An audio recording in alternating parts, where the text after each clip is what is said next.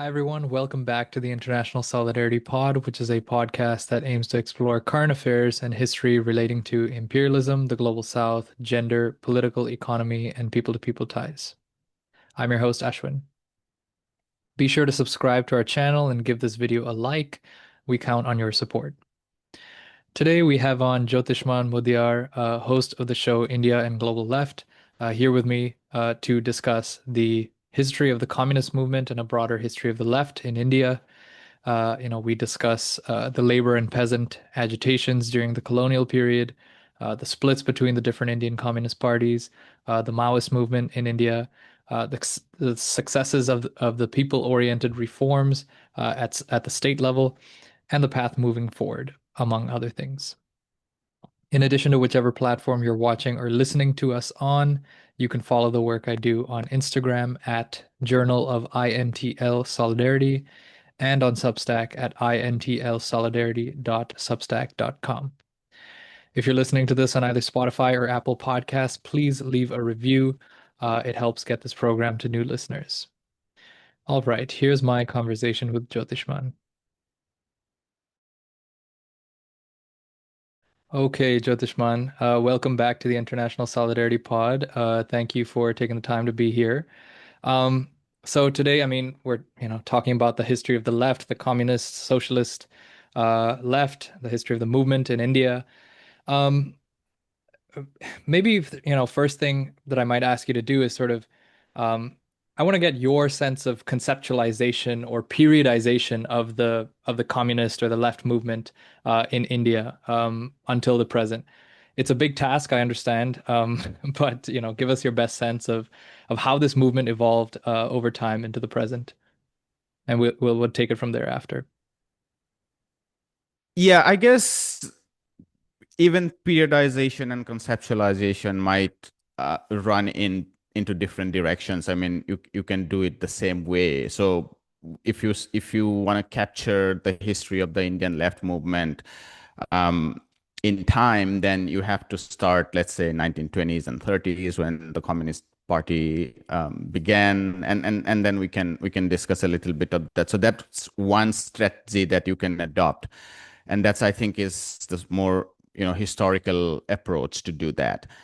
um, but I think analytically, my approach is, and I think there hasn't been enough work done in that framework. I think a better framework should be to start with the peasant movement and the labor movement, and then look at how the left, along with many others in throughout the history, have contributed to those movements. And that's the kind of history I would do if I were to revisit and write a grand history of the Indian left movement. So rather than starting with how the party was formed, what were the debates, what was the contribution of M.N. Roy, or what did EMS Numudripad write about the history of the communist movement, instead of doing that, or instead of even taking up the usual landmark movements of the left. So you would take the Mirror trial in 1928-29, you would take, 1930s, basically the left deciding to strike an alliance with the Congress and working from within the Congress. Then you would probably you would skip probably 1942 because that was a difficult moment for the left. You would probably discuss in great detail the success of the Telangana movement from 1946 to 1951, and it goes on and on. So that's, like, I would say, the standard approach to the left movement. But I would rather try to write a history of the labor movement and the peasant movement and other struggles around them, and to what extent the left was able to participate in them, and in what ways they were successful and in what ways they failed. I think that would be a better way to conceptualize the left movement. As far as the history is concerned, let me not get into everything. Instead, if you are interested in certain aspects of the history of the left movement, I think that you can ask me, and those would be more interesting to discuss, I guess. Sure. Maybe, well, yeah. Again, like I was saying, this is there's a lot here, and there's to sort of contain it and to bring it forward, that is a challenge. I guess I would say, based on your reflection so far, how, maybe let's start with in the colonial period. Okay, you were talking 20s to late 40s. Um, your sense of the labor struggle, your sense of the peasant struggles there. Initially, and you can perhaps take us from here, there was, a greater focus, as traditionally was the case, starting in the 20s, on, the focus on the urban centers and industrial workers.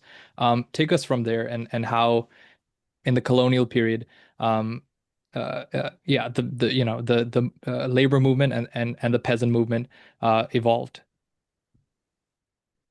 Yes, so I think the first thing to remember is that the Indian colonial, um, throughout the Indian colonial history, the British state was very strong.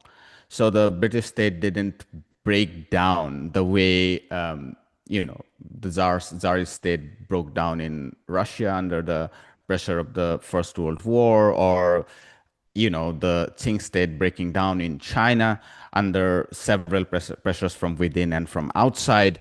And so, in all those places where the state broke down, there were unique opportunities for grassroots movements to emerge and take power.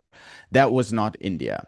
And I think the one of the important books here is Dida's Gospel States and Revolution. She compares the French Revolution, the Chinese Revolution, and the Russian Revolution.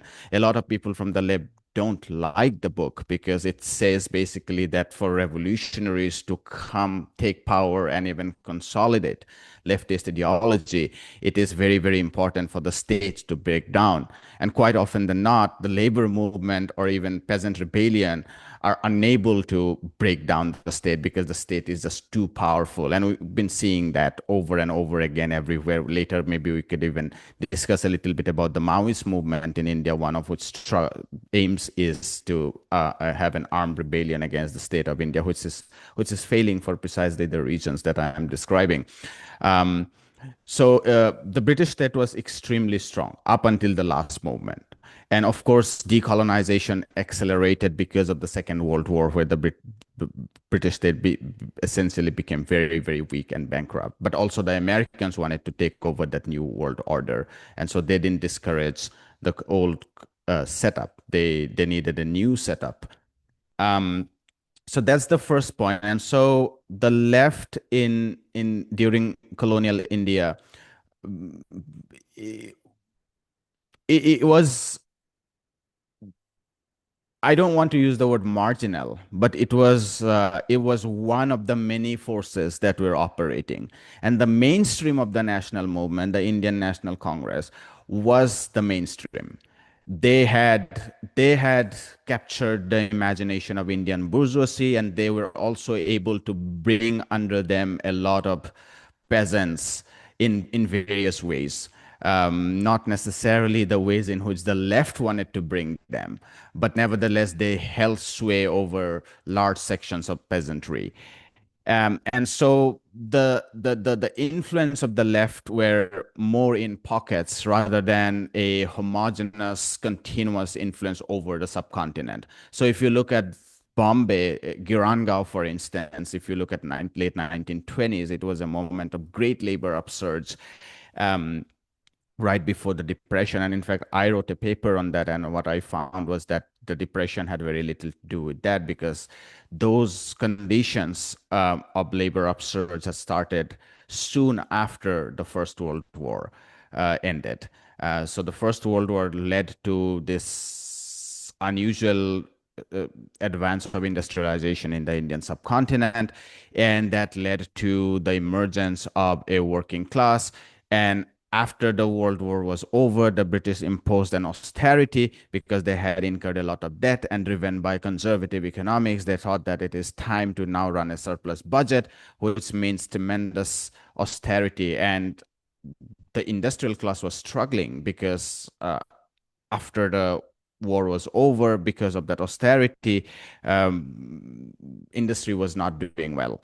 And so the workers launched a massive struggle in that decade of 1920, all of which culminated in the great strikes of 1928 and 1929. And you look at those movements, you find it an enormous influence of the leftist, the communists, even though the Communist Party was not even there as late as in 1929. I mean, they had formally formed in 1921, but there was no organizational structure at all. I mean, there was nothing actually. In fact, at the eve of the Mudiar trial in 1929, 11 people gathered, um, you know, in an obscure place and thought about the name of the party. And so what I'm saying is that the party structure was very limited, but the influence in Girangao, the mill villages as they were called, was enormous. So much so that the British had to launch that conspiracy trial called as the Mudiar conspiracy trial to weed out the communists from the labor movement and somehow absorb the more reformist element of the labor leadership into the British fold. Um, the 1930s, of course, there was an alliance that was struck, and the communists started to work from within the Congress, and the Congress accepted them. And so from 1934 onwards, they started to work within the Congress.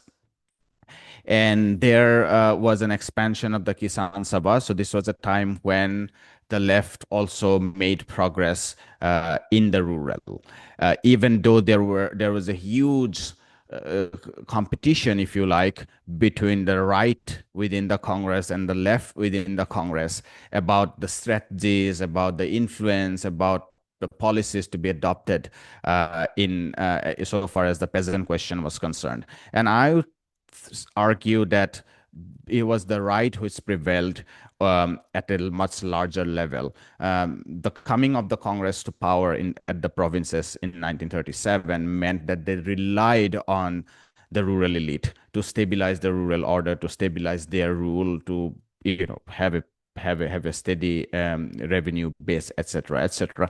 And so the more militant aspects of peasant reforms, things like land redistribution, went out of the window. But they did come up after the Second World War. At those high moments of decolonization, they did come up at different places in different ways. And one of the most influential was the Telangana movement, where the left, the communists, very directly participated in that land redistribution program, basically. And it was being crushed by the Razakars in Hyderabad. It was a princely state, but then the Indian army moved in, and under the leadership of Nehru, they were also trying to quell the rebellion that they saw as a rebellion because the communists had given the clarion call of overthrowing the Indian state because they saw it as a bourgeois state, and so they were heavily clamped down. But if you read the history of that movement, you see that it was never fully crushed down. Those struggles to protect land rights continue, and that there were massive actual land redistribution in those parts of Telangana, whose influence and impact went much deeper into history. So I'll probably stop there because then we enter the post-colonial phase, and then it's a different analysis, I think. Yeah. Um, I guess a good question here is, you were talking about how, especially in the 20s and then, I guess leading into the early 30s, the the left movement, the communist movement, it inflected through, the labor struggles and the land struggles in the rural areas were sort of, I guess, decentralized or sort of, in pockets in different places. At what point was there strengthening there, either within the Communist Party of India, or greater cohesion? Um, was it at around this time of when independence came in 1947? Was it before then? Um, that's one question. And then what were sort of the challenges faced with the communist movement post independence?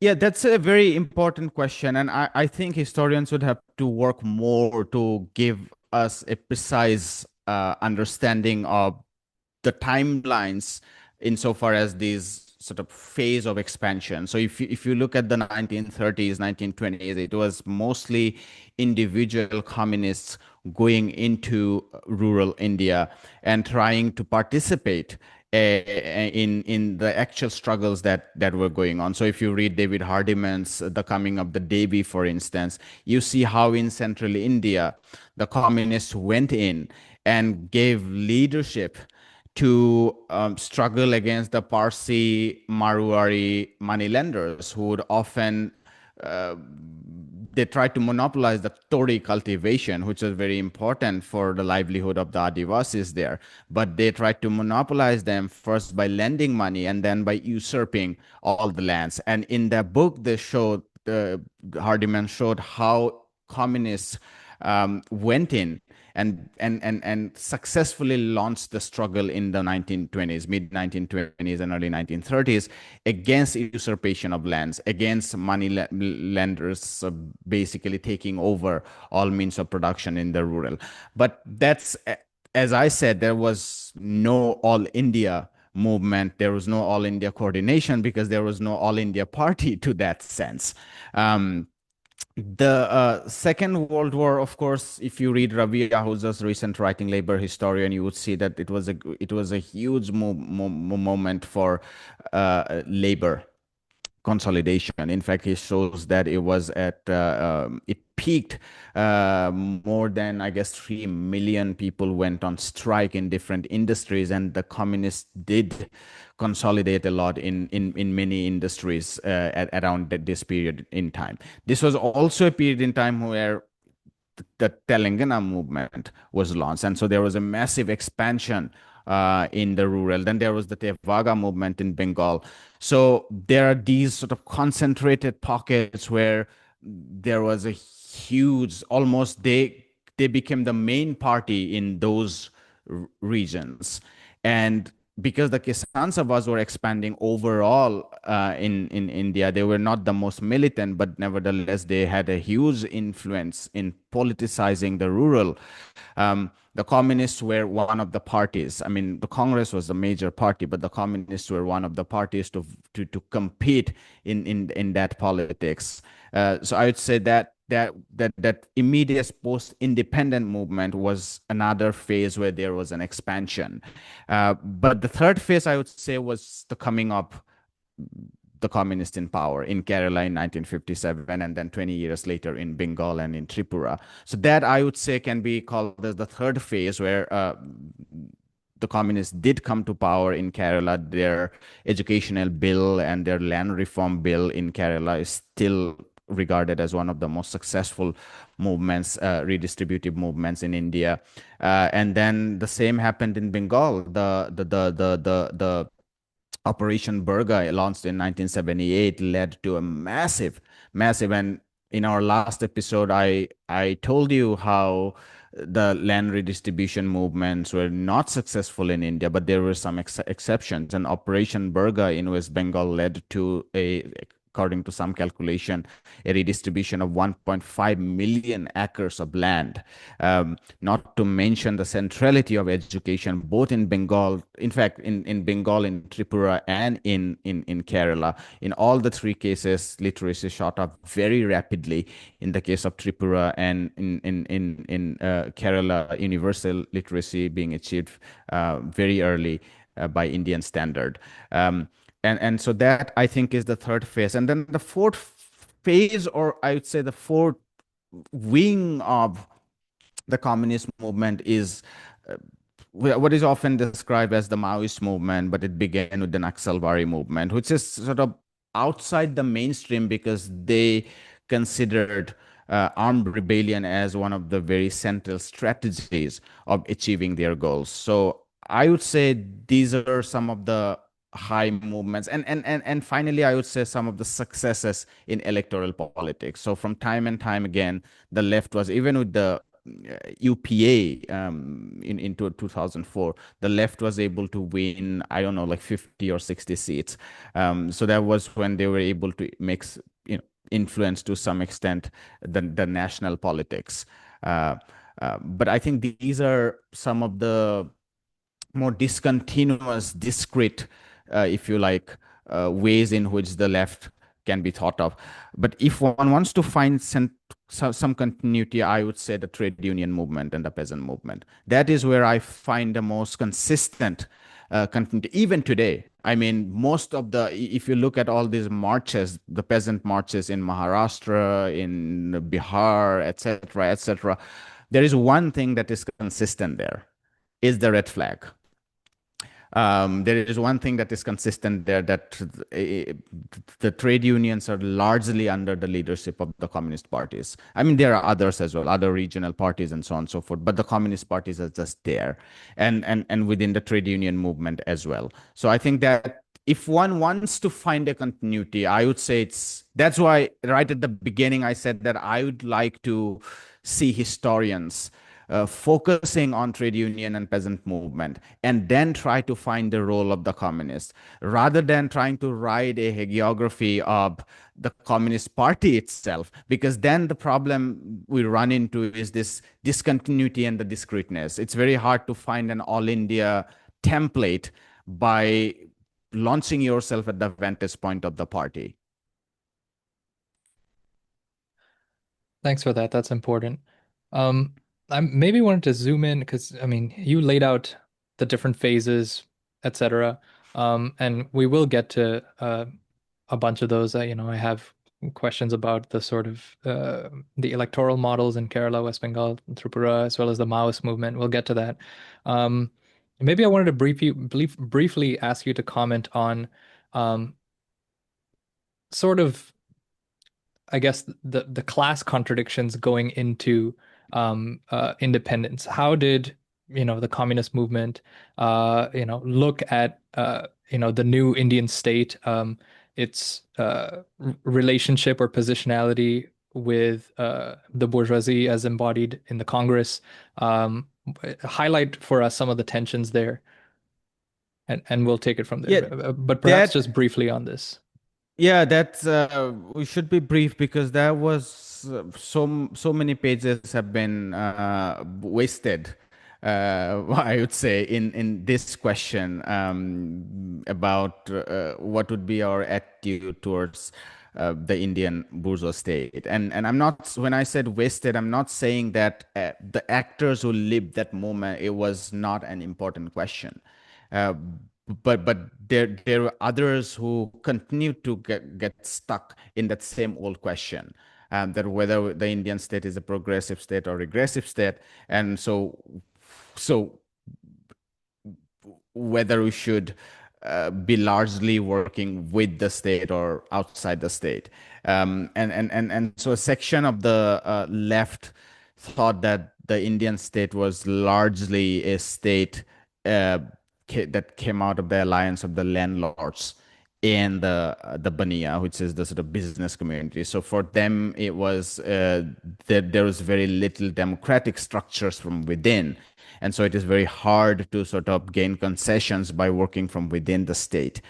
That was one section. The other section thought that the anti-imperial struggle that the Indian National Congress led, and the communists were part of the alliance at certain moments of history, was of course not a socialist revolution, but that was a first step towards something better. And so the Indian state can be pressurized into making more democratic concessions. So they didn't necessarily see the bourgeois revolution as a step backward, which should take away their influence from the peasant and the labor movement. So I think that was one of the big divisions. And then came the division based on violence and non-violence. So whether you could achieve your means of land redistribution through non-violent means, or whether you need violence to overthrow the state in order to achieve those means. So those were, I think, would be the two key divisions within the left movement in India. What do you think? I mean, I'm, angling toward talking about the splits, I guess, between the parties. In the 60s, there were two splits. But before I get to that, I want your like brief assessment of what was the relationship between um, the Communist Party of India, let's say from independence until the 60s, between the Communist Party of India and the trade unions, the Kisan Sabha, the farmers unions. What was that relationship like on the ground? That was a very close relationship. In fact, I would say that that was a major means of putting in place an organizational structure for the party. So the Communist Party would have its own trade unions in a whole range of departments. So there is a steel industry, unionization efforts are going on. There would be multiple who would compete for that, multiple parties that would compete for that. So the major All India Trade Union Congress was the All India Trade Union Congress. And it was under the Congress in the 1930s and 1940s. But that Congress, those who were the unionists were mostly the socialists and the communists. So they had enormous influence within that All India Trade Union Congress. And that was a federation. So the All India Trade Union Congress would have its railway union, its steel union, its textile union, etc., etc. But that was the leadership. After the independence, there were real contradictions that emerged. So the Indian National Congress now wanted to have its sway over the trade union movement. So it launched its own party, own trade union, which was the Indian National Trade Union Congress. And that became the sort of yellow union, that became the bureaucratic union, and that played out everywhere in all the unions. So in railway, the All India Trade Union, the Indian National Trade Union Congress became the bourgeois union, and they could expand enormously because they had the state leverage. So you could give them railway quarters, you could give them free ticket, you can give them ministries and parliamentary seats, etc., etc. So the Indian National Trade Union Congress, which was the Indian National Congress's um, trade union, it expanded very dramatically. And that had a very negative impact on All India Trade Union Congress, which was by then under the influence of the socialists. And a lot of these socialists had driven out the communists because the communists were just too radical, and they became the sort of Lohiyas and others, and they became the center. But they also became very, very conservative, and there are many works done on it for various industries. In railway, for instance, one could refer to Sherlock's book on the 1974 railway strike, and what you find is that the All India Trade Union Congress was extremely shy about being militant because they were crushed down, and they were not ready to take that leadership role. So the communists gradually became marginalized, and one has to remember this is part of a larger international setting. We see the same thing happening in the United States, for instance, during the time of the Red Scare. So in the 1930s, 1940s, the communists had enormous expansion of their base in the United States. One can read Gerald Horne's work or Robin D. Kelly, in his work on Alabama. You see, or even at the heart of U.S. Capitol in New York itself, Ben Davis, for instance, became the counselor from 1943 to 1949. He represented Harlem.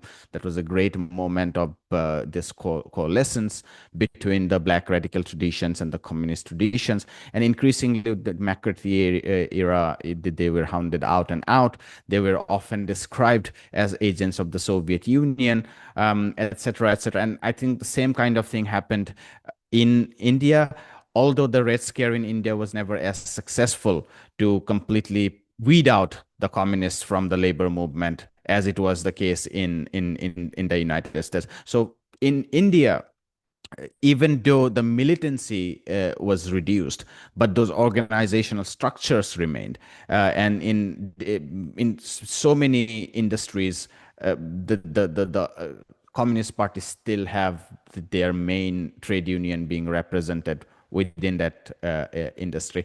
The peasant, the Kisan Sabhas also the same stories. You get a Communist Party and you get their Kisan Sabha competing with all the regional political parties' own Kisan Sabhas, sometimes for votes, sometimes for real struggles on questions of wages, on questions of minimum support price, on questions of land distribution, on Tenancy Act, etc., etc.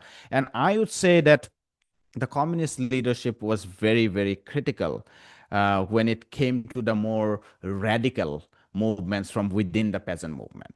You think about the Kilanwani, what later became famous for the massacre. It was the Dalit working class in 1968. Following the Green Revolution, when productivity had increased, there was a massive organization drive in Nagapattinam, in Tamil Nadu, under the leadership of the Communist Party.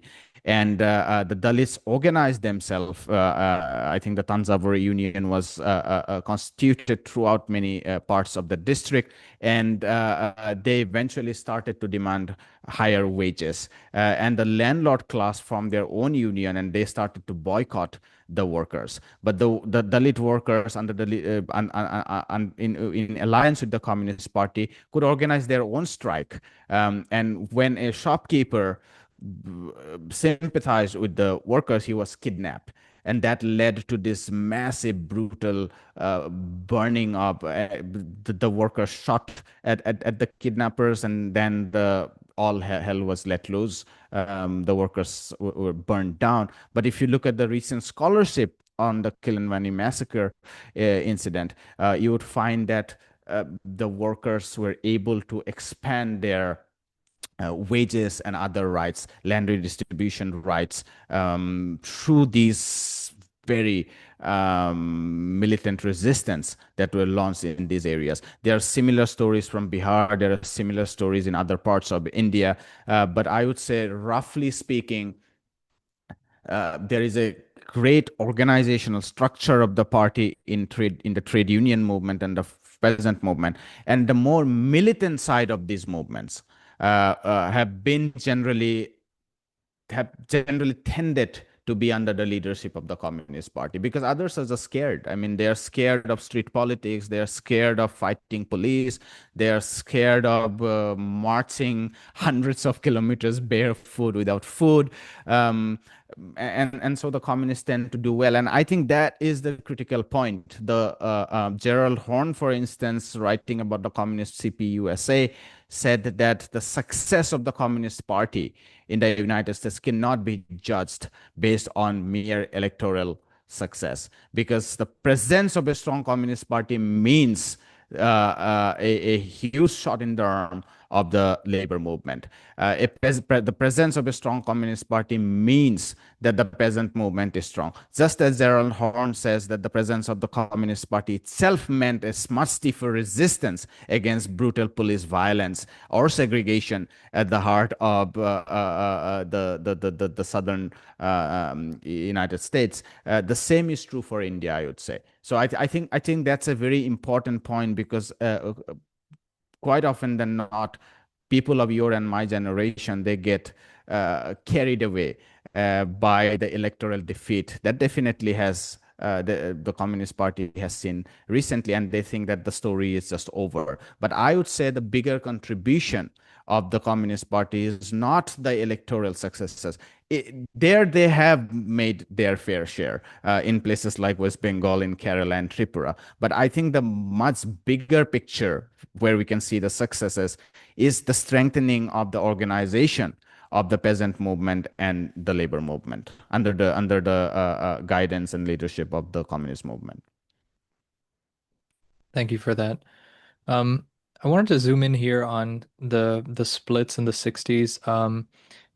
Maybe just, you know, first briefly like walk us through, why this split occurred between the CPI and the a faction that then became the CPI Marxist, the CPIM or the CPM that happened in 64, in 67. So briefly on that first one. But I'm a little bit more interested in the split that occurred in 67, or sorry, 69, following the Naxalbari uprising. You had a split from the CPI Marxist, the CPM, um, to form the CPI Marxist Leninists. Um, so yeah, walk us through these splits, and the role the Naxalbari uprising had, and sort of the events around that. And also, I'm very interested in this. These splits, what role did they have on the cohesion of the labor movement and the peasant movement? Yes, there were two sides to the earlier split that happened in 1964. One was the more theoretical side of it. This pertained to questions like what would be our attitude to small landowning class. Are they part of the bourgeoisie or are they part of the peasantry? So there were these whole lots of exercise done within the communist intelligentsia about classification of the peasantry. Lenin had done it earlier. There were similar efforts that happened in India. So the whole sociological categorization of the peasantry, and what would be the attitude of the left towards segment of the landowning class, let's say. Who are the big landlords? Who are the landlords? Who are the peasants? That's the rural side of it. But there is also the urban side of it, which is what be our attitude towards small businesses. Who are the big businesses, basically? So there was a theoretical side to that, and then there was an international practical side of that, which was also an international split between the leadership for the leadership of the Communist International between the Soviet Union and China. Because following Stalin's death, Khrushchev and others, what they came up with, what is often called as revisionism. They thought that it is time to make peace with the West. Communism can exist with capitalism elsewhere. There can be certain reforms that can be undertaken. It was a relatively less militant approach to communism. And the Soviet Union was fast losing its influence at that time in the global south because China and later on Vietnam, they were emerging as the more enticing and more attractive alternatives, because in China there were massive movements that was going on in within the peasantry, but also in urban centers like Shanghai and elsewhere. There were industry being fully taken over, etc., etc. And so there were sections of the Indian left who were leaning on the side of China, and they become the CPIM. And the parent Communist Party of India, which leaned towards the side of the Soviet Union, who eventually continued with this idea that the Indian state is a relatively positive step. We need to expand more, but it's not fair to like dismiss it as a neo-colonial state. It's definitely a bourgeois state, but it did win national liberation, and we had to push it further. So that was the first division. The second division, of course, came with the Naxalbari movement, and the Naxalbari movement was a violent movement. The peasants shot at the landlords, and there were huge waves of land redistribution that happened in Bengal following that. And sections of urban intelligentsia also captured by what was happening in Vietnam, what was happening with the calls for cultural revolution in China. They were enticed by the idea of violence, achieving the same means that all of them were involved in. And so that became the sort of another split.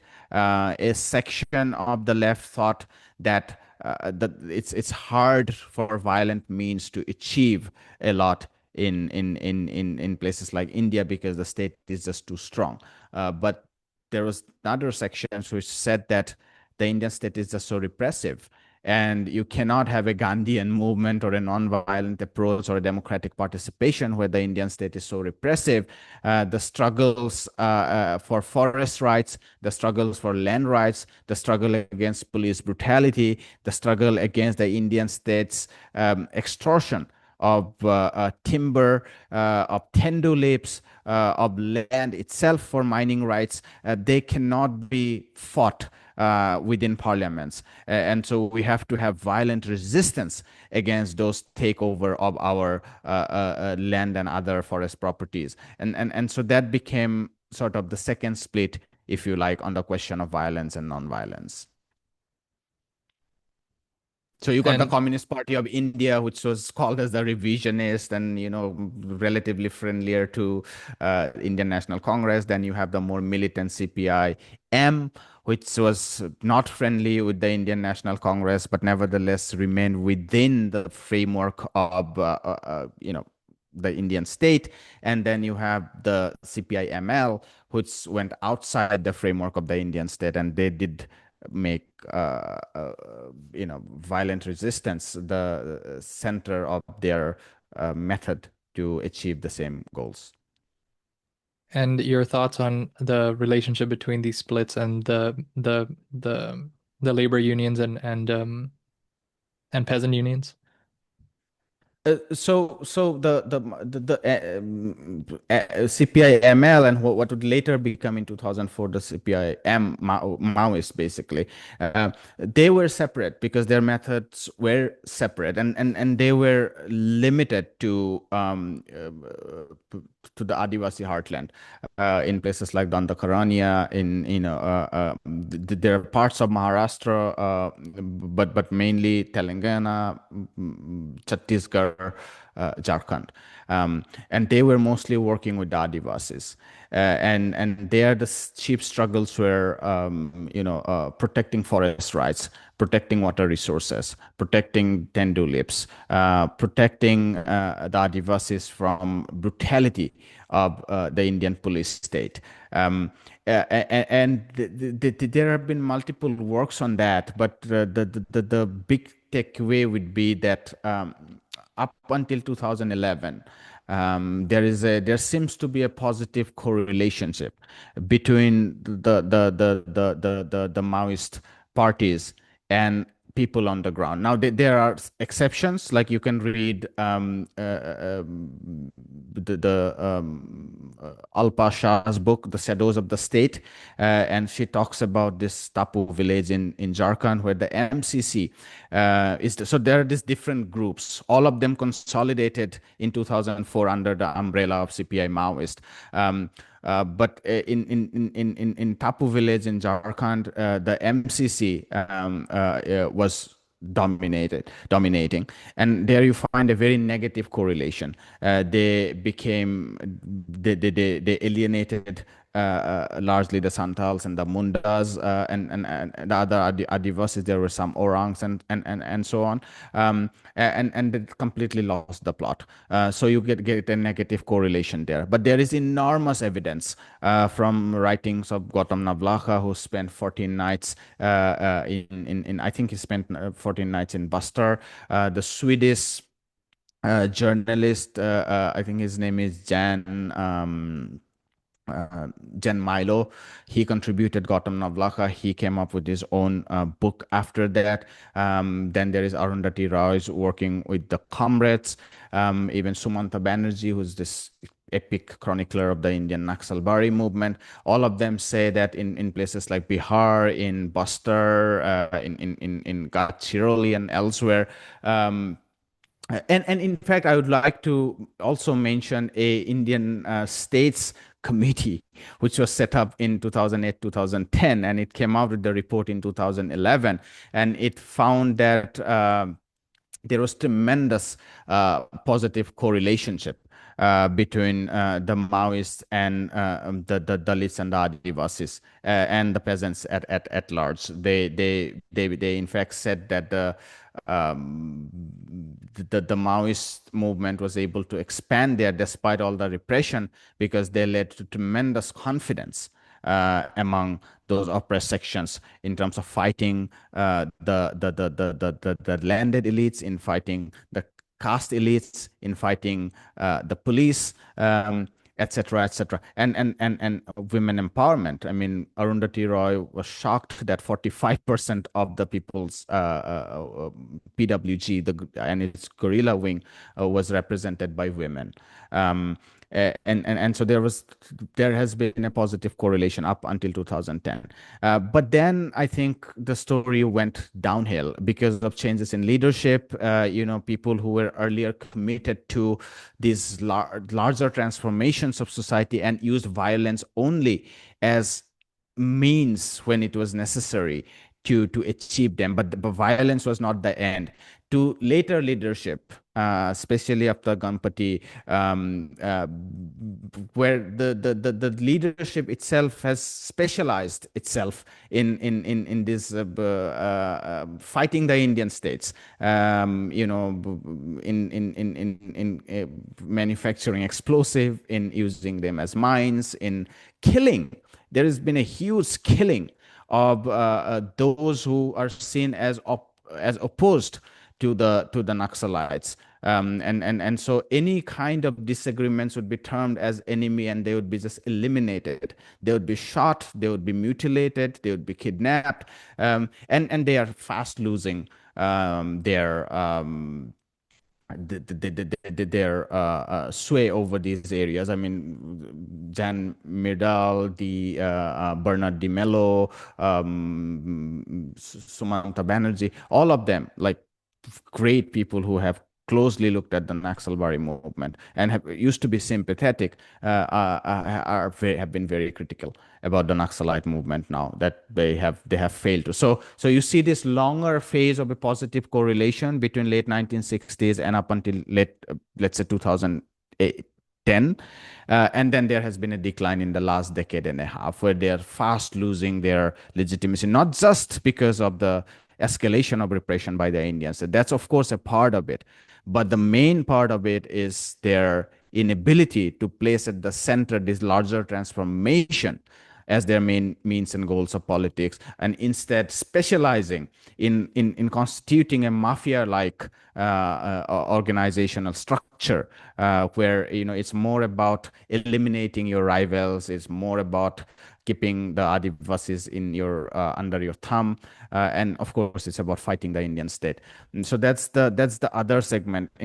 On the overground trade union and peasant movement, I think the competition between CPIM, CPI, and then eventually CPIML when they came overground after early 1980, I think that might have had a positive correlation because they have been vying, they have been competing against each other in trying to bring the sections of the trade union under their influence.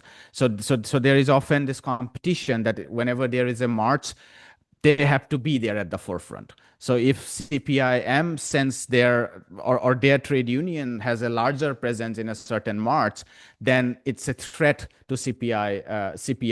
And CPI and CPM are the larger parties. And ML is, of course, restricted to Bihar, where they have been doing great, actually. They have been even winning elections.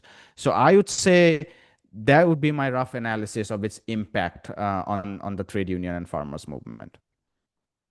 That's great. That's a great overview. I wanted to, circle back to, talking about the Maoist movement, and how that evolved.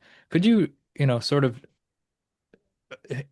because this is, I guess, sort of a side question, but that's also important. So maybe just briefly, uh, you know, d d walk us through, why the constituency of the now CPI Maoists, is shored up so strongly behind it. So what are the conditions?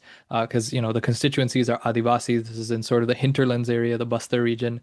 What kind of conditions, are being lived there and that translate into this support?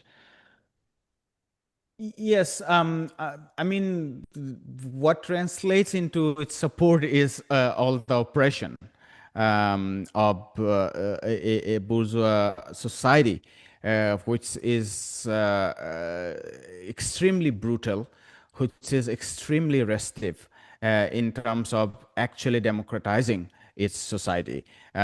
So land is basically seen as a commodity. So these are in Chota Nagpur Plateau and elsewhere in central India. These are places rich in minerals, bauxite, copper mines, etc., etc. Timber, a huge source of revenue for the timber industries. They are just seen as the resources of the nation, in which the corporations and the Indian state has its right. I mean, these are their birthright, as if their birthright. And if Adivasis and others want to stake claim over that because they have 10 tulips to be collected and be sold in their local markets to live their life, these are the backward forces. And so you have to be absolutely ruthless against them to weed them out. And so the main struggles have been, and you have to understand, this is something you figure out when you read sociological work on Adivasi areas. There is often a central core in the villages which is lived by the caste elites, and then there is the periphery around that, which is the laboring class, which is the Santals, the Ora, the Mundas, etc., etc. And they would be the laboring class, and that it is as such because there is a long history of the Adivasi formation of the Adivasi class. These are actually not inhabitants who have lived at the same place for thousands of years, even if they are called as Adivasis. I mean, the Santals and the Mundals came from the south to places like Orissa, to places like Jharkhand, as the states were expanding in the 17th and the 18th century. And so, if you look at the settlement, there is a very close exploitative relationship between the land owning caste elites and the Adivasis there. And the Maoist movement was at the forefront of struggle against these oppressions, police brutality, defending land rights, defending forest rights, um, gender liberation. I mean, there are many reports about how police or the caste elites would come and rape. I mean, there was this one testimony from one of the women in the Maoist party. She said that we heard about the Delhi gang rape in 2000. Was it 2011? The so-called Nirvaya gang rape, and 2012. Yeah, and she said that you can't imagine something like that in our area. So imagine a place in India where men are scared of raping women or molesting women. You do find this area at the heart of this poorest place in central India, in Dandakaranya and elsewhere. And the reason for that is that the Maoist leadership have taken up the struggle for women liberation. It is not a utopia. Women still have much greater struggle, but their conditions are far better than what it would have been in a traditional feudal society. So that's the sort of that's these are the conditions from which their support emerge. Um, then you can talk about why they also lose their support. That's another story. Yeah, I guess I'll be jumping around back and forth in the timeline, but back to the split and in the in 69, the Naxalbari uprising happened in 1967. The split, the splitting off of CPI ML happens in 69. I guess at around this time, how are I'm curious as to what your read is in terms of how these contradictions, I guess, within the party, within CPI-M were being dealt with. Um, One could perhaps compare it with, or it would be interesting to compare it with, how, different contradictions were being, um, held together or, handled in the Communist Party of China during the Cultural Revolution kind of era. It was this, similar time period. How do you compare those?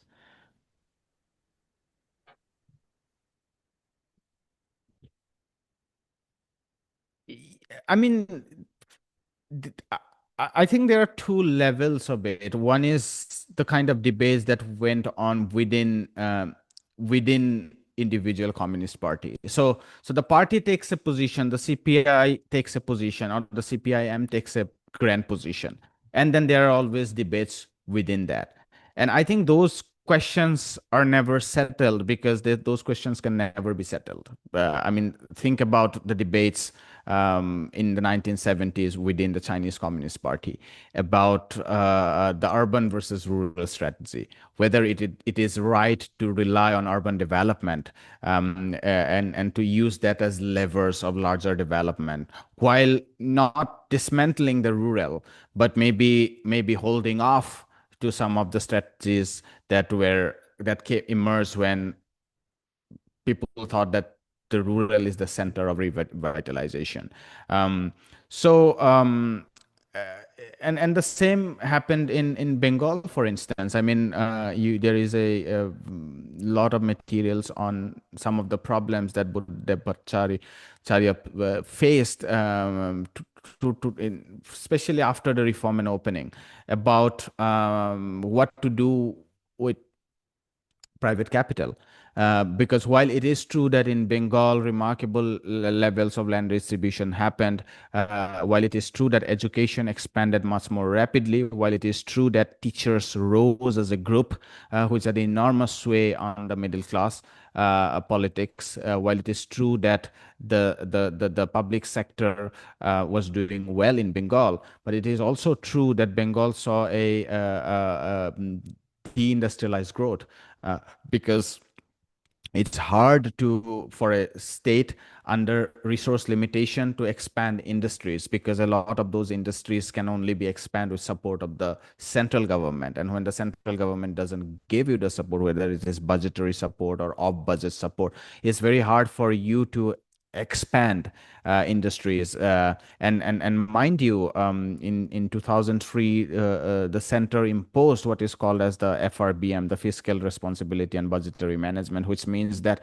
you cannot expand your fiscal deficit beyond 3%. So you cannot borrow from the market. And then there is a squeezing of the tax base as well. There is a greater and greater centralization of the tax base. So you can't expand your tax base. You also cannot borrow directly from the market.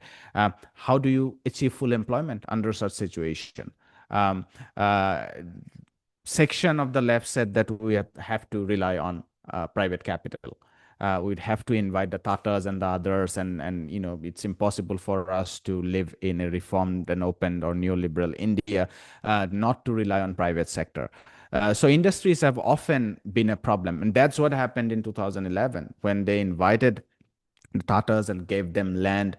They thought that that would lead to greater job creation, that would lead to greater fair compensation. But these were the people who were the base of the Communist Party, because they were the people whom land was given earlier.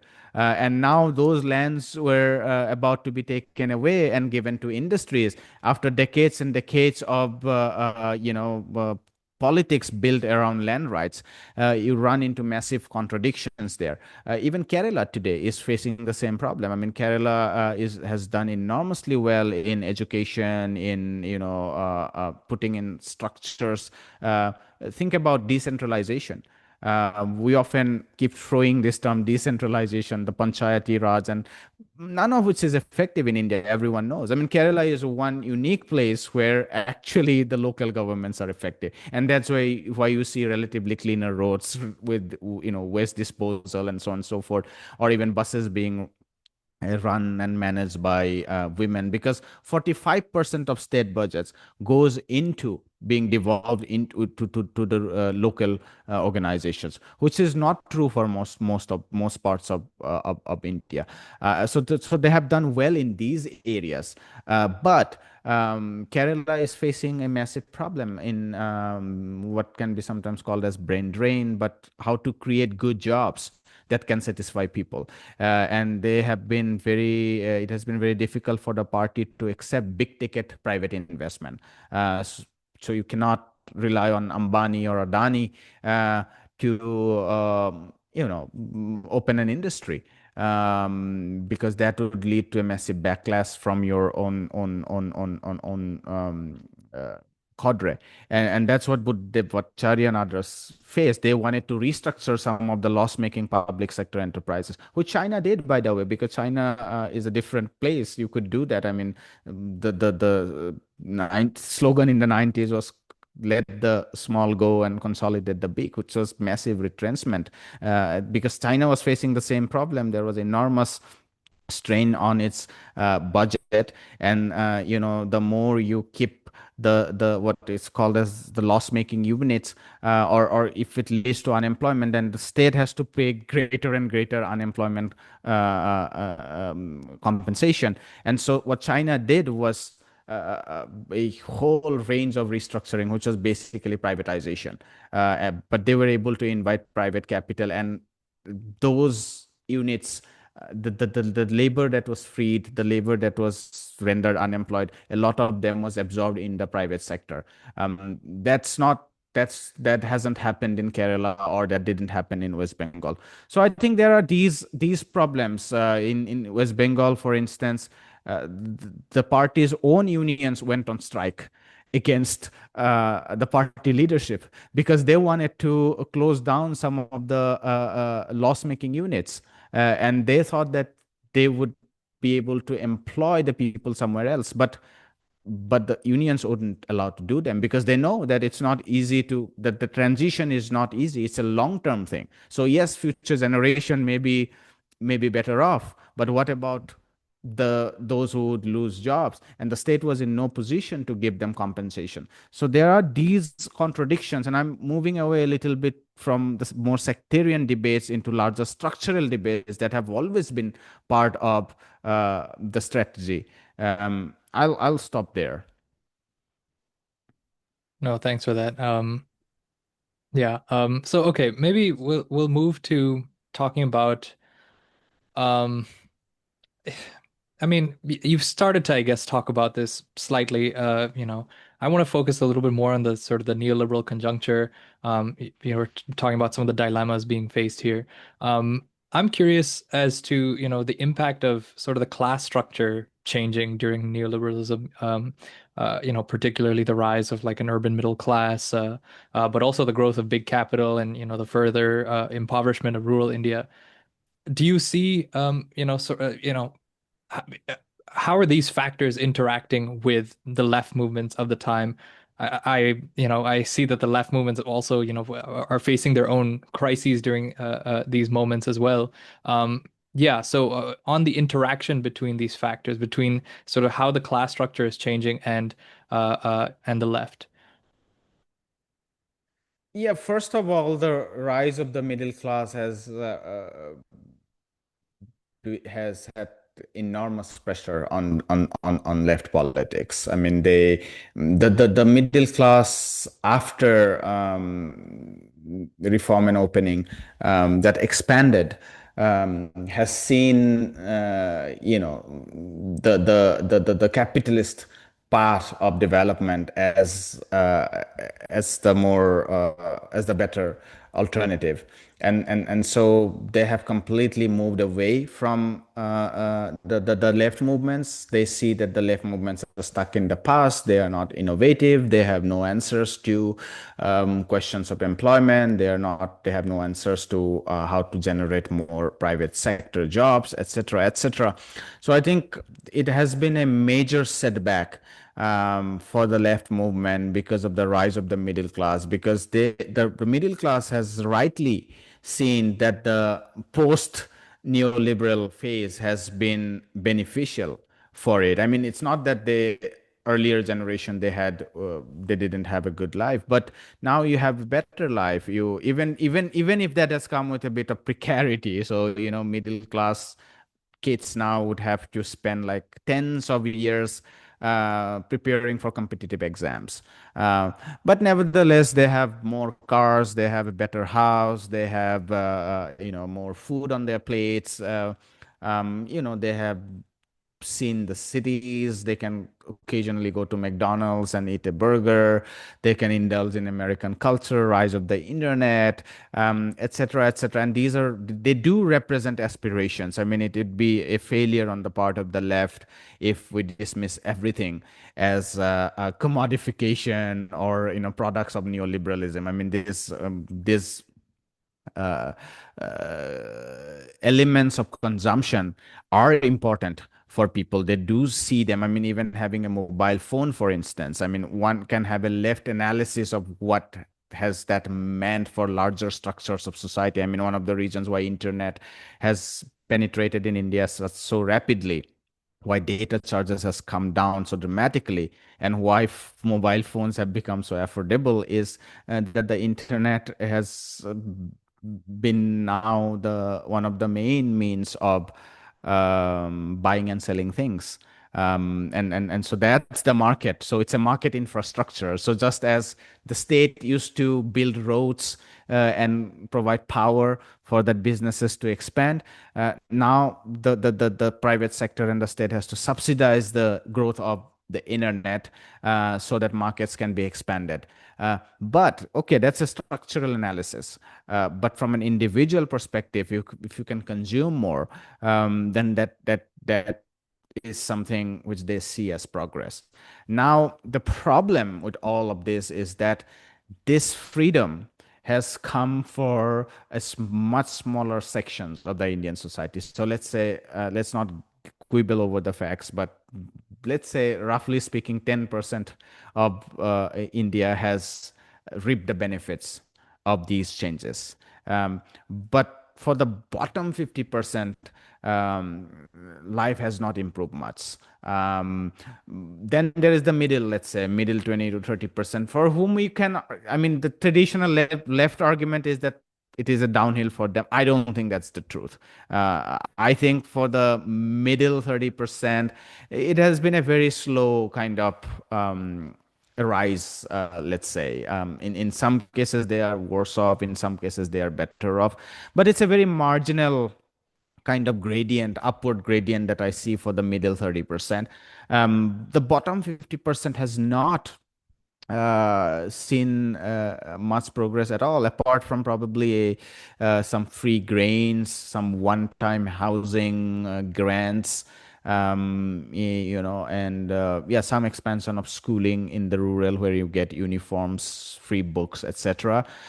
In terms of real development, in terms of restructuring, in terms of upward mobility, I think they are still stuck in unproductive lands or a service sector that is highly exploitative, and still leading a very precarious life with the future, which is bleak. By which I mean that if you are working as a barber, migrating from Bihar to Assam, you don't see a future for your kids. You see a coping mechanism for your kids.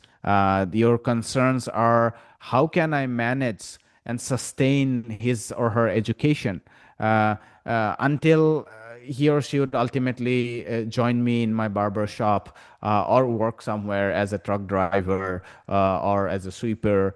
I mean, that's the strategy. I've talked to hundreds of people on ground like this, and I get the sense that there is no future for them. They live their life as survival strategy. Um, and what that has meant is, and then finally, I would say the impact of money. As more and more wealth has been concentrated and created in India, more and more money has been funneled into electoral politics, which mean you own the media, you own propaganda devices, you also own people by giving them freebies. I mean, we discussed about the fall of the Maoists, and their decline. One of the reasons is that the far right Hindu nationalist parties are offering more money to the Adivasis. They have more money. And so, apart from all the failures of the Maoist movement itself, and apart from the brutality of the Indian state, another side is that the far right groups now can bribe you more. They can give you more blankets. They can give you one-time money for food. They can give you some housing, and so there has been enormous expansion of the Hindu right in the Adivasi heartland, more so in places like Madhya Pradesh and Maharashtra, relatively less in places like Bastar. But nevertheless, they have expanded massively. They have expanded even in far off places like Kerala to some extent, in Assam, etc., etc.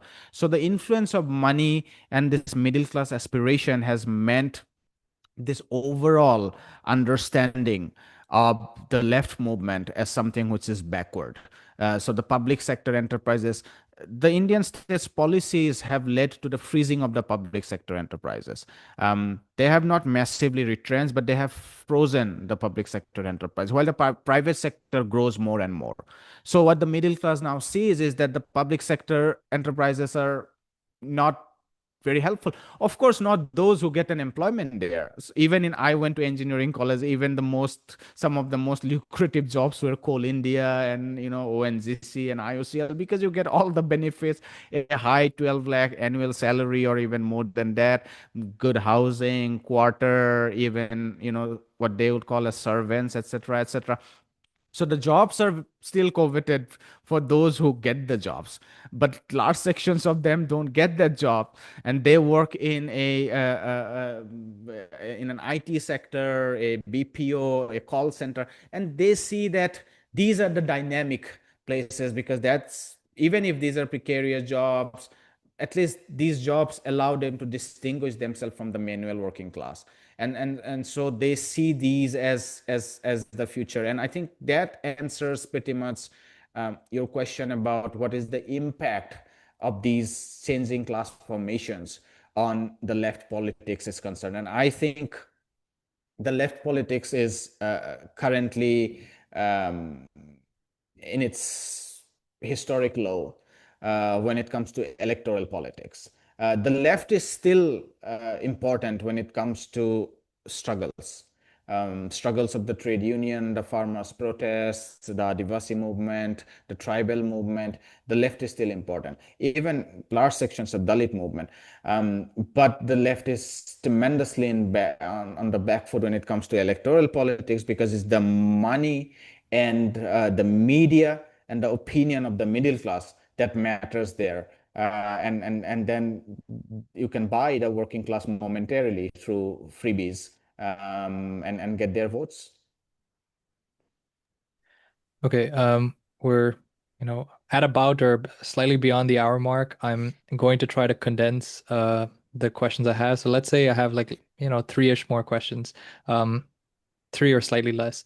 Um, Maybe I could ask you to, give me your thoughts on what's the record of, the left historically on the questions of caste and on the questions of communalism. I mean, like the partition of India itself, it was occurring at the time that, communist organizing was, ramping up and beginning. Uh, Today, you mentioned that the left is historically weak electorally, but we see, the far right Hindutva nationalist BJP and Hindutva really being continuing to be on the rise. So yeah, the record of the left on these questions of caste and communalism. Um, on communalism, I think the record of the left has been absolutely solid. I think it's the left that has consistently um, supported a secular India, even when even when the Article 370 was read down. This is in the context of Kashmir. Most mainstream opposition parties, including the Indian National Congress, they went into radio silence because they fear to be seen they fear to be seen with the Muslim. And Harshmander and others who look at communalism, they have looked at this aspect, and even their judgment is that it is the communist parties which which are relatively the best when it comes to, part of it may be because they are less relevant electorally. I mean, part of it is their idealism, of course, but part of it may be that they are electorally less relevant. So a Mayavati or a Rahul Gandhi might be more wary of being seen to be with Muslims, because the Hindu nationalism's expansion has meant that uh, the secular parties have been on the back foot on the question, on the Muslim question. So they maintain distance these days.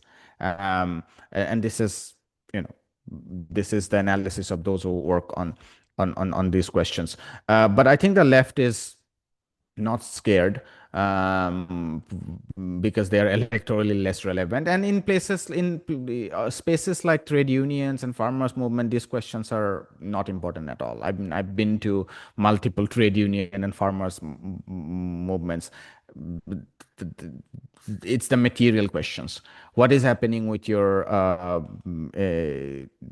minimum support price? What is happening with your wages? What is happening with your jobs? I mean, think about the BSNL workers sitting in protest sit downs, because they wanted to protect their jobs. Do you think a Muslim and the Hindu think about what are the problems with Aurangzeb and Babur? I mean, when your jobs are just being dragged, from your feet, and when you know that your kids and wives would be hungry if this job is gone. I think on the question of communalism, it's the left has been good, even though there, I mean, there is an article in the Jacobin one can read, where they have documented cases in Kerala and elsewhere, that even the left is not completely immune to this enormous pressure generated by Hindu nationalism. So even the left would, individual left leaders would pay lip service to these tropes. In Kerala, maybe like, well, Muslims being more, have greater propensity to criminality, etc., etc. I mean, one can go read that article in Jacobin, even though there has been a response to that article as well. But by and large, when it comes to the party position and not individual leftists, they have been good. I think the Dalit question is much more complicated. And I would refer to Antel Tumre's work on this. He is this grandson of Babasaheb Ambedkar.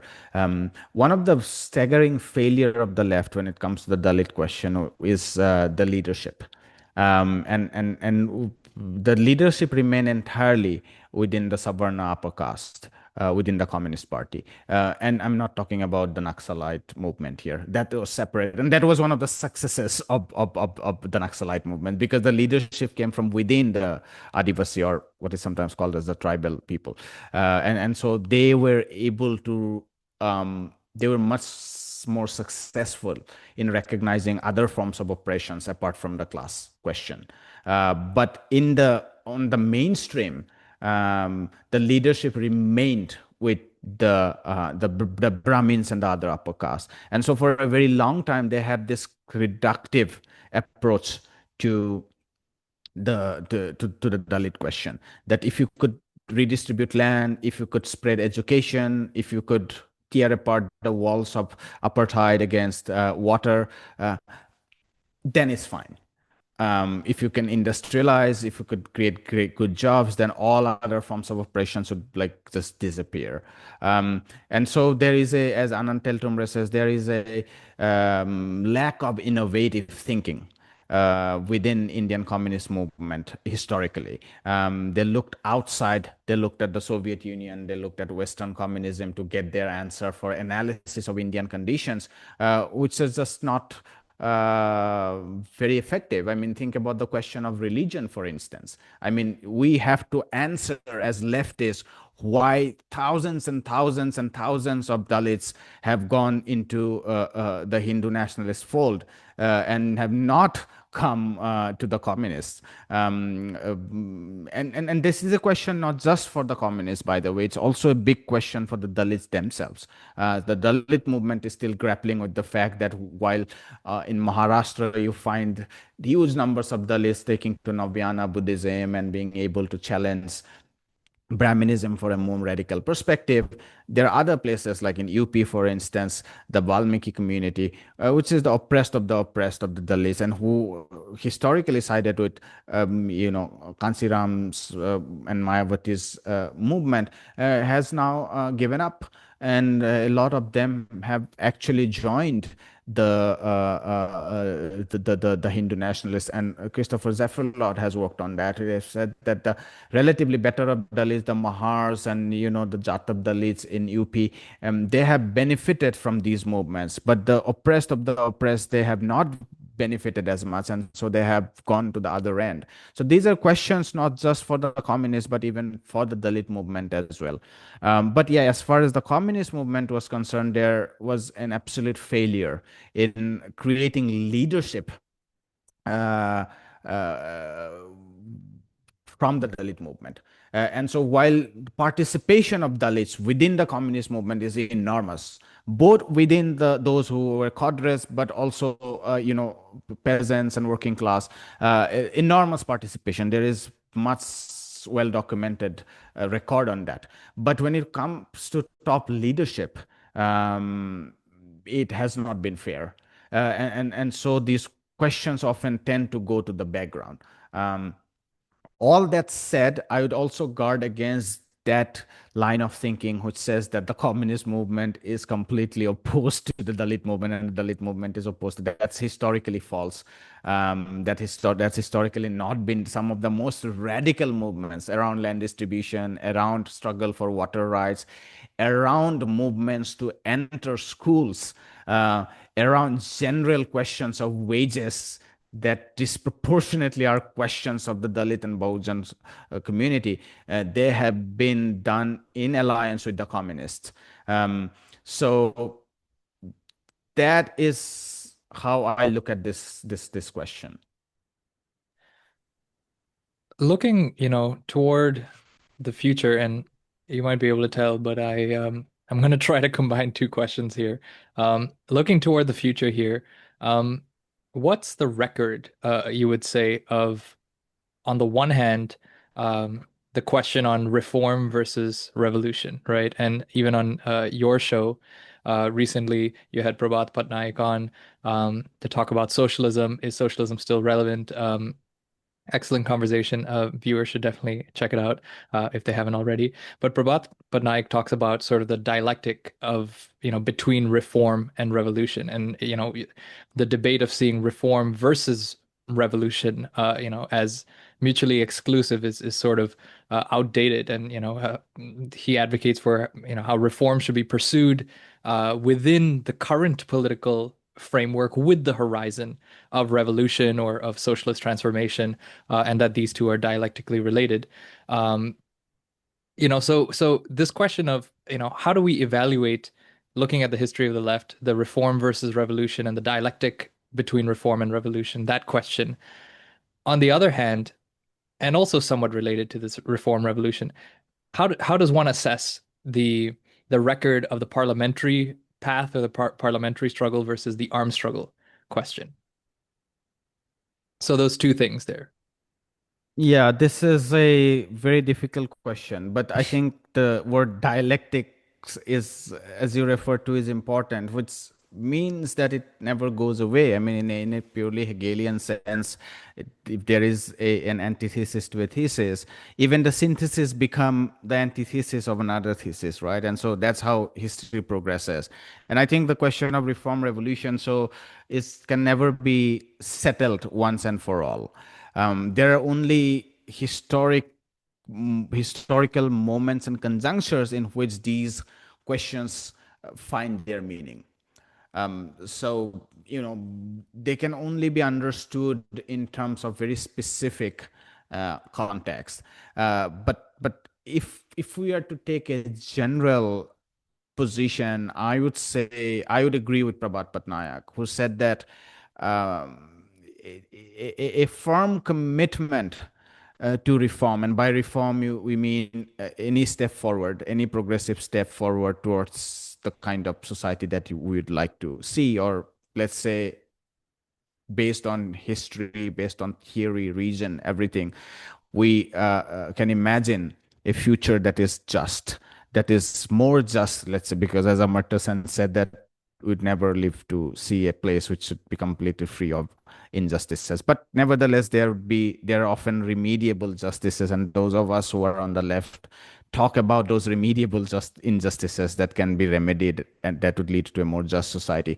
So let's say any step forward in that direction, let's classify that or call that reform, right?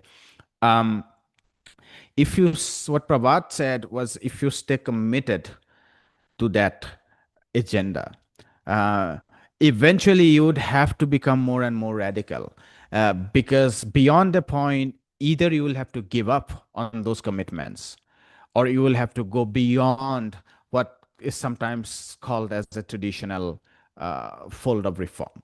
And he cited the example of Greece.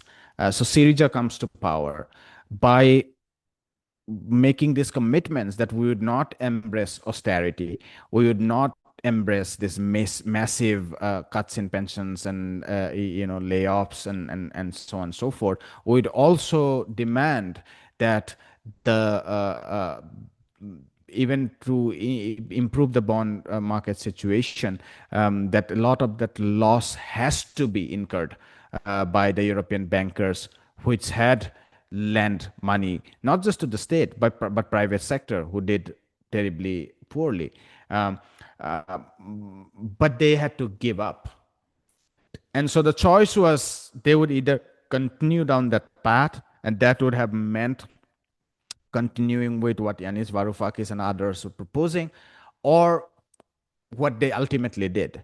They gave up on that. They struck to a middle ground. Of course, now there are reports that the Greek economy did recover from that terrible mess, and now they are doing much better, which is true. But there are also enormous challenges. It relies a lot on tourism. There are not too many industrial jobs, and etc. Um, the yeah, the short answer is we should support policies and principles and politics that further people's rights, um, uh, while also remaining committed to see the dangers of it. So it shouldn't be a naive embrace. So some of the things would be like, what do you make of one time payout of 5,000 rupees to farmers in India? Um, that's a classic reform versus revolution question in one sense. Now the whole middle class is agitating against it. So for them, you have to even pull back the 5,000 rupees. You have to even pull back the 75,000 one-time grant for housing. And all of us know that pulling back of that would, of course, improve your fiscal situation. But that would be a catastrophe for the consumption of the working class. Now, that would mean that you have no houses because banks are not lending them. The whole priority sector lending is a total farce. I mean, there are works on that that go, much of the priority sector lending loans goes to Hyderabad and Delhi because these are the front organization that corner this credit. So if you are a poor farmer, you don't get credit from the banks. And now, if you pull back the state levers, that would mean a tremendous austerity. So, as leftists, are we going to say that because these so-called freebies don't advance a very rigorous structural transformation, and which is true? I mean, they don't allow you to, they don't empower families in the way they have to be empowered. I mean, providing education that can actually make you make upward mobility, actually creating jobs through investments that can give you jobs, those would be more empowering policies, rather than giving a one-time grant for a housing, rather than giving 5,000 as pension. But are we going to oppose them? No, we will say that these are important. The National Food Security Act that gives you 35 kgs of rice is for a family of, let's say, five, is tremendously important to fight malnourishment and extreme hunger. Is that enough? Are we going to celebrate that as the champions of mainstream economics does? We are not, because we know that 35 kgs of rice is not enough to get you. Maybe it's enough to get you the overall calorie of 2,500 calorie a day, but it's not enough to meet the micronutrient requirement. So we are going to say that that's inadequate, but we are not going to say that that's useless. We're not going to say that the state should not maintain the food stocks by procurement, because the procurement enables the peasants to get a minimum support price. When the market price drops below the input cost, then the state comes in and procures them, and then the state redistributes them in the market to segments that desperately need it, but sometimes also to adjust the markets when there is a severe market condition. The state can release this food into the market and can stabilize prices. And many people, Jayati Ghosh, Max, Isabella Weber, Steve Keen, etc., these economists have been working on these things.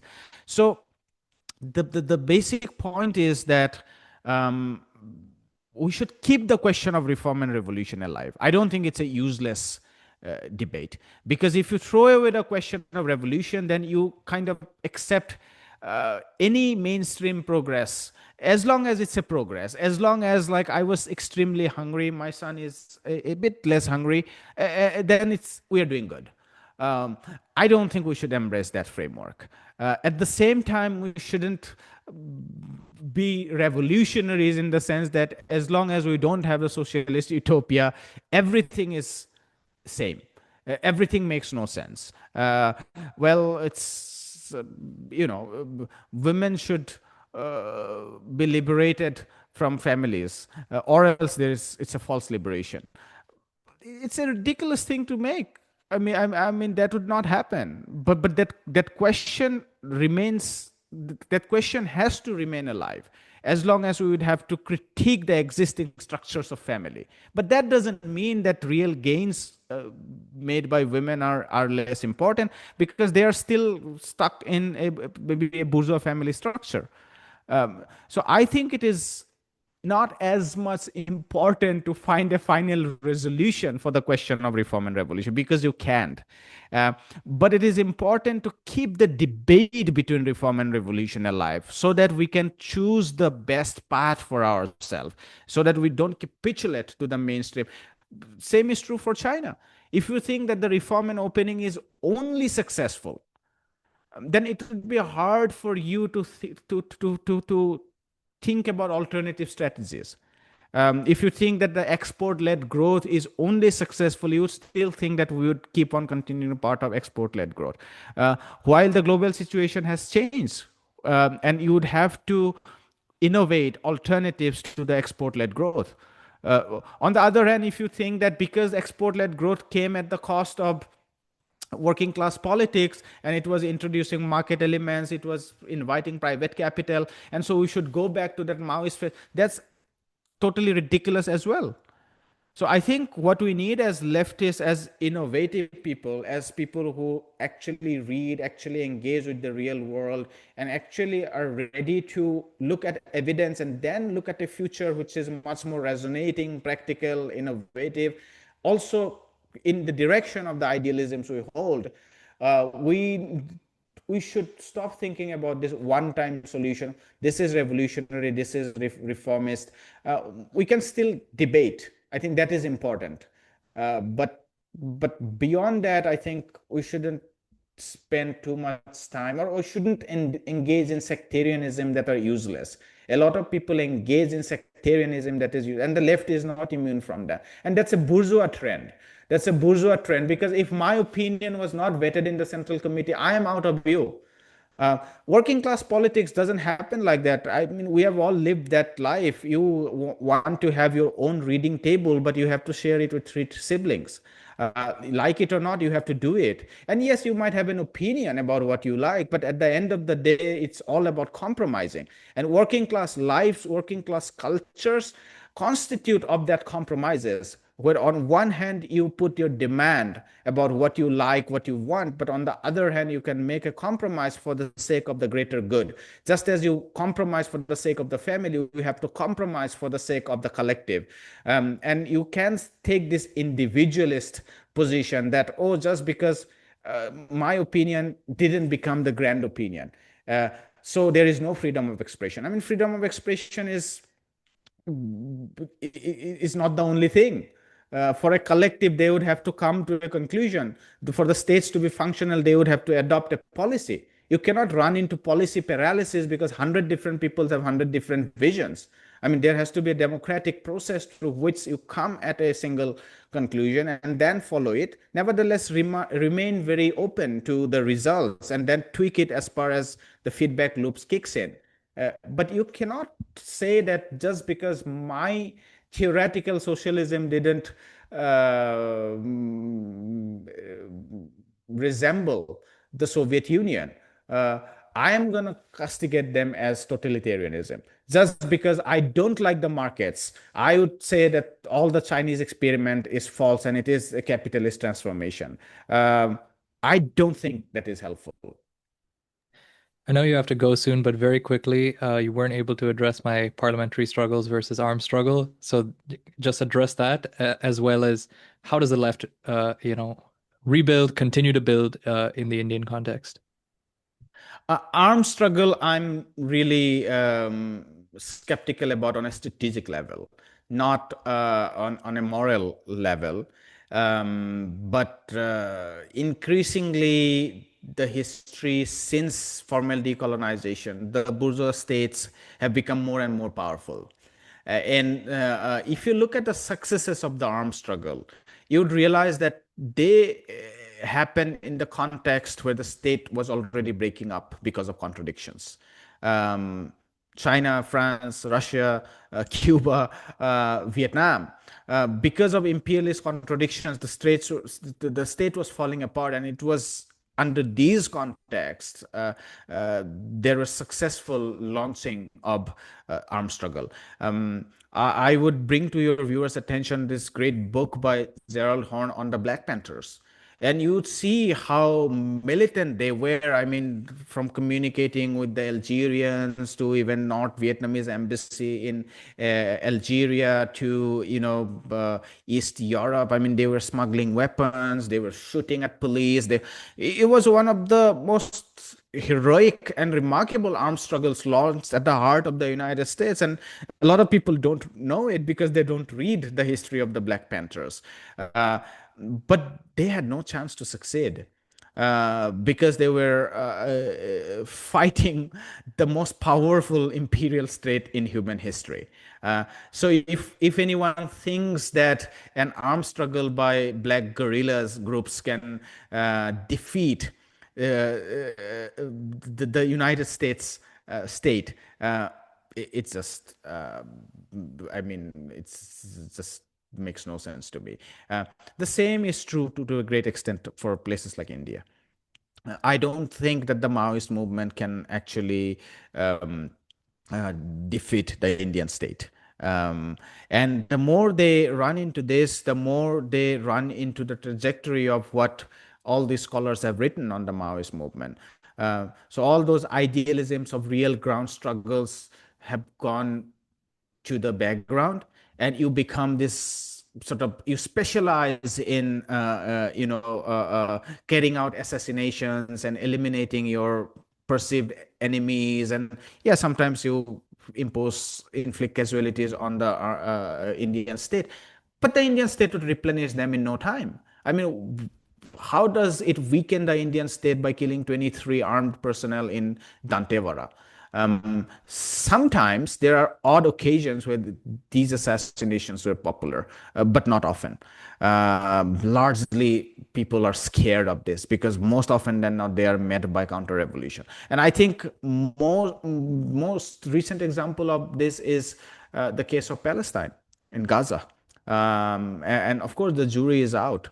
Of course, I have repeatedly refused to condemn Hamas because I think they are part of the national liberation struggle. And the whole idea that the United States is pushing for in the New York Times and every other mainstream organ, that you have to eliminate Hamas, you have to eliminate Hamas. It's just so ridiculous.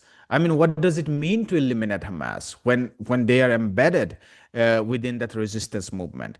Nevertheless, one has to critically reflect how much has been gained by carrying out what they did in October 7. And that's a more nuanced discussion. Rashid Khalidi says that part of the attack on Israeli military, you can have a different analysis and evaluation to that. But the attack on the civilians has to be condemned.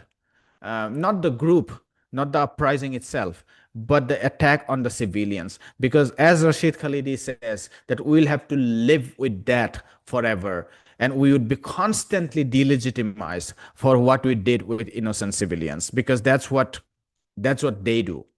And so my fear is that the more these armed struggles, the longer they run, the more corrupt they get. And the states know it. I come from the Northeast. I've seen that.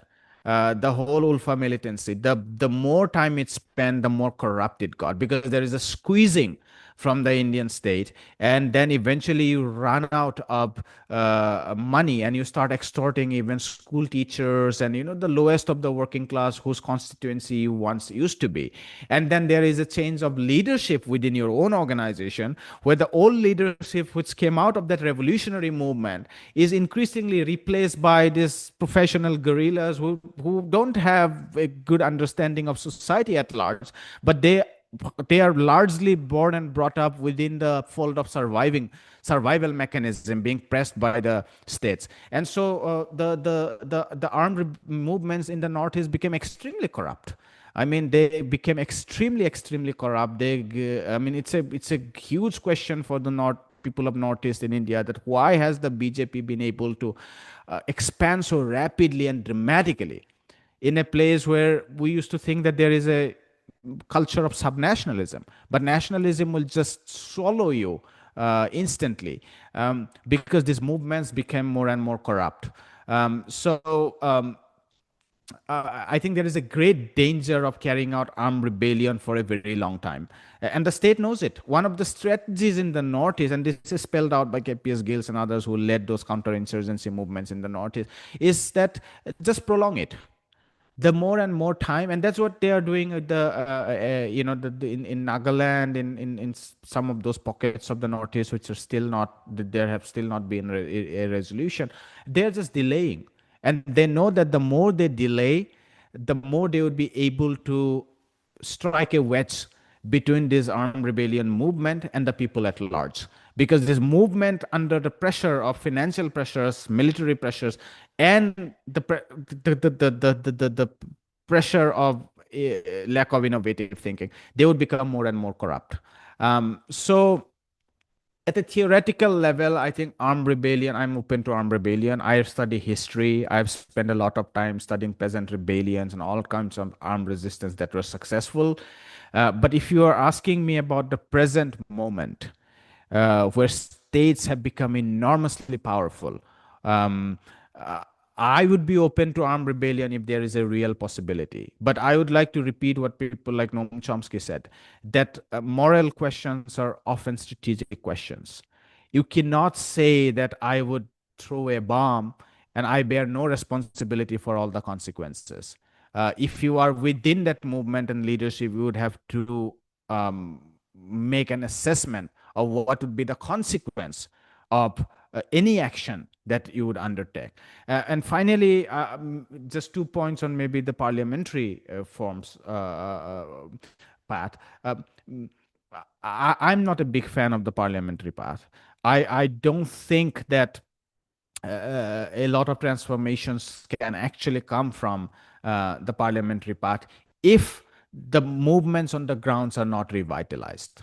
That's what we have seen with what happened with Bernie Sanders. I mean, once Sanders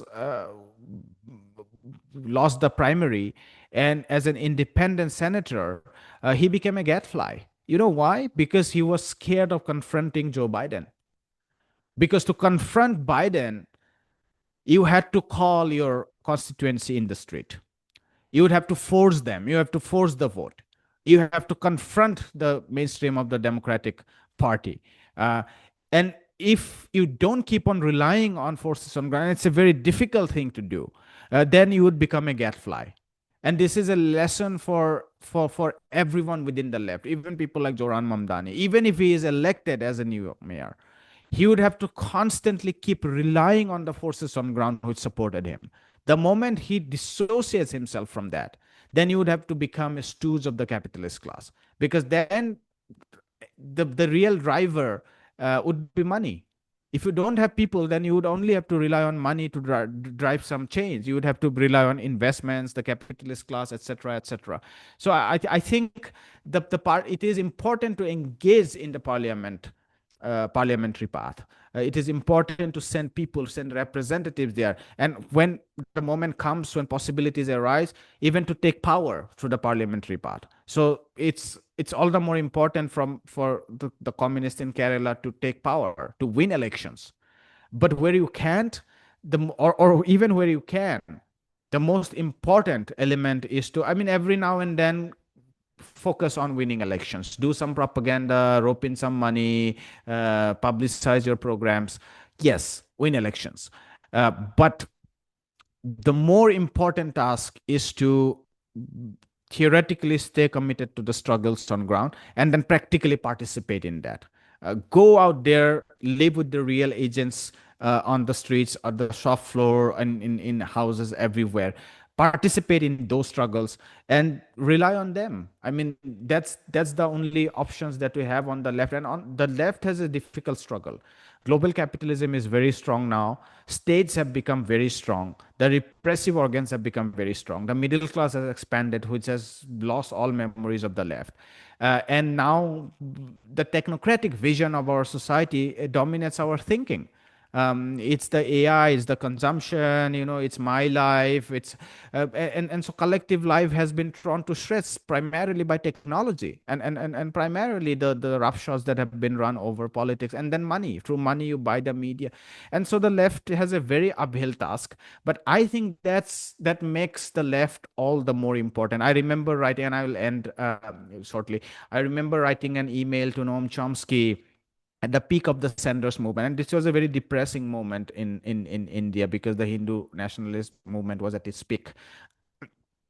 I say peak because the last election they did lose a lot of seats.